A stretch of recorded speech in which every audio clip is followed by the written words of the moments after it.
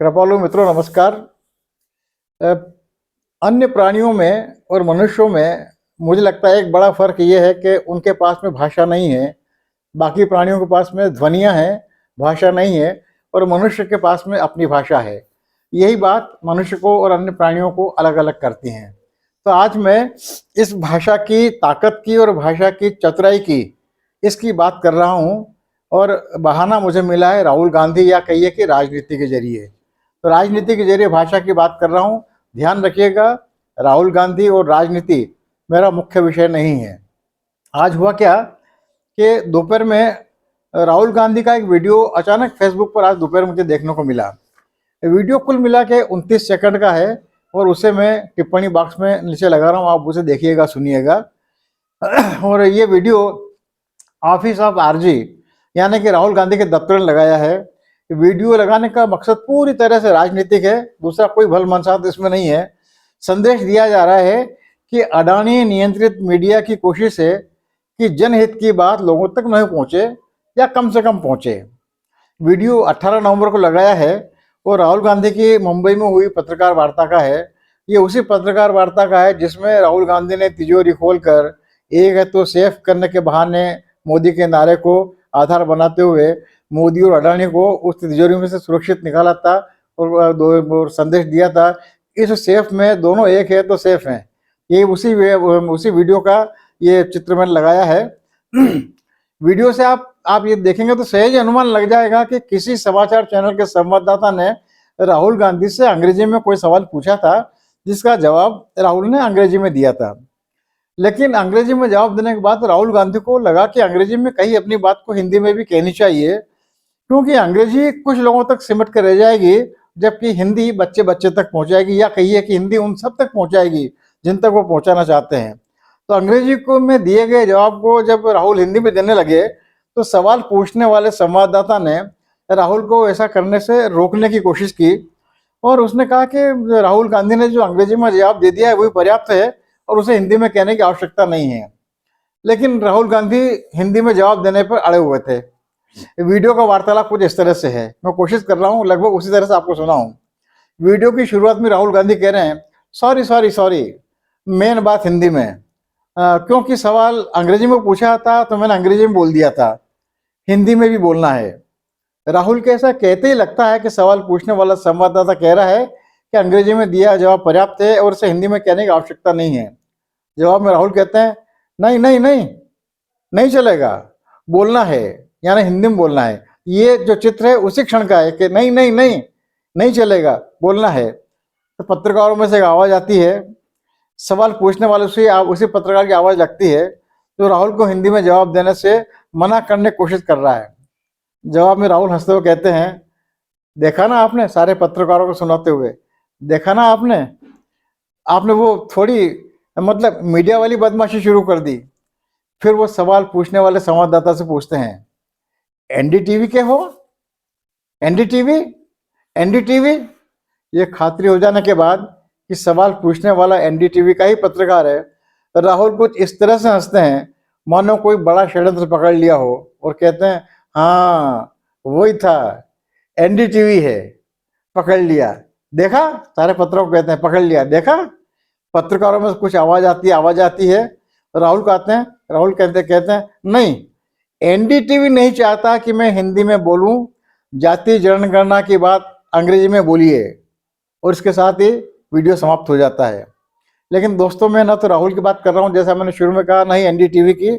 मैं बात कर रहा हूँ लोगों की बात लोगों तक पहुंचाने की या पहुंचाने से रोकने की, और भाषा की ताकत की, और उस भाषा को वापरने के कौशल की।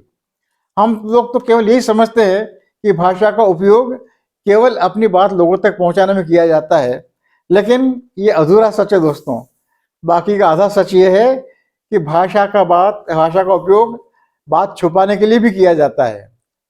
जो बात लोगों तक पहुंचाई जानी है वो बात लोगों की ज़बान में कही जाती है, और जो बात छुपाई जानी है या सीमित की जानी है या जिससे बचा जाना है वो बात पराई भाषा में कही जाती है।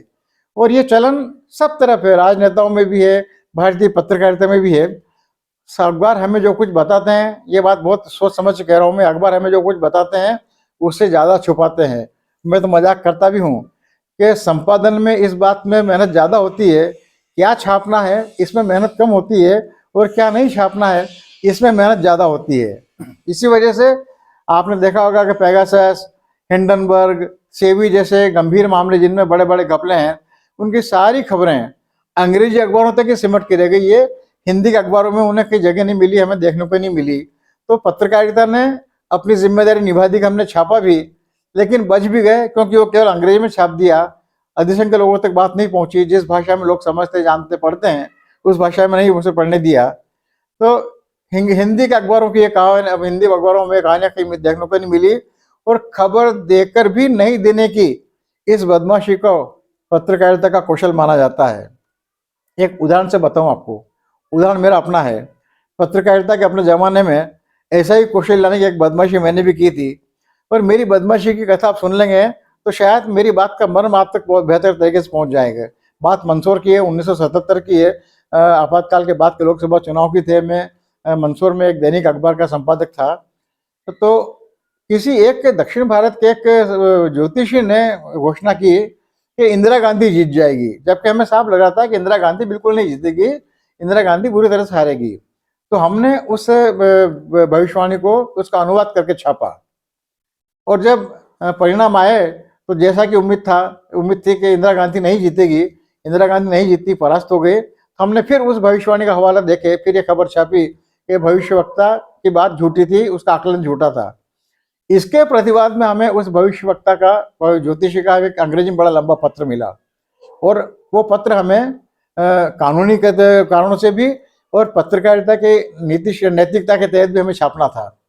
लेकिन थोड़ा मन कर रहा था कि यार आपको अपने खबर को झूठी कैसे कहें यार। मैं इस उधरगुन में था कि मेरे गुरु थे हेमेंद्र कुमार जी त्यागी, बहुत अच्छे पत्रकार थे वो, मेरे बीमे में भी मेरे गुरु थे। उन्होंने मुझे देखा तो पूछा क्या बात है। मैंने कहा ऐसा ऐसा मामला है, पत्र आया अंग्रेजी में, छापना है, ऐसे प्रतिवाद छापना है। तो उन्होंने कहा कि बहुत आसान है, परेशान क्यों होता है, जैसा आया वैसा छाप दे। पत्र अंग्रेजी में था, बोले जैसा आया वैसा छाप दे, कोई नहीं पड़ेगा, अखबार तेरा पत्र भी छप जाएगा। बात मुझे जज गई, और मैंने वो पत्र, प्रतिवाद का पत्र ज्यों का त्यों अंग्रेजी में छाप दिया। वो एक शेर मैंने पढ़ा था ना एक दो दिन पहले कि वो रिंद की रिंद रहे हाथ से जन्नत भी न गई, तो मैंने प्रतिवाद भी छाप दिया। और सच मानिए मेरे अखबार के एक भी पाठक ने शायद उस प्रतिवाद को पढ़ा हुआ हो। तो ये भाषा की ताकत और भाषा की चतुराई, भाषा हथियार की तरह किस तरह से काम करती है, आपके काम में आती है। ऐसे अंदाज लगा लीजिए कि पत्रकारिता में और राजनीति में भाषा का क्या महत्व है, भाषा की ताकत क्या है, और भाषा हथियार का काम भी किस तरह से करती है, इससे आपको अंदाज लग गया होगा। उम्मीद करता हूँ मैं आज के मेरी इस बात से भाषा की ताकत का और पत्रकारिता की दुनिया की एक महत्वपूर्ण परत आपके सामने आज उगड़ी होगी। आगे से आप जब भी कोई समाचार देखें, सुने, पढ़ें, तब जानने की कोशिश कीजिएगा कि आपको कितना बताया गया और कितना छुपाया गया। कहीं ऐसा तो नहीं कि जितना बताया गया उससे ज़्यादा छुपाया गया। बहुत बहुत धन्यवाद। देखते रहिएगा, सब्सक्राइब करते रहिएगा, कराते रहिएगा मेरा चैनल बैरागी की बातें। सदैव की तरह आपका कृपाकांक्षी मैं विष्णु बैरागी।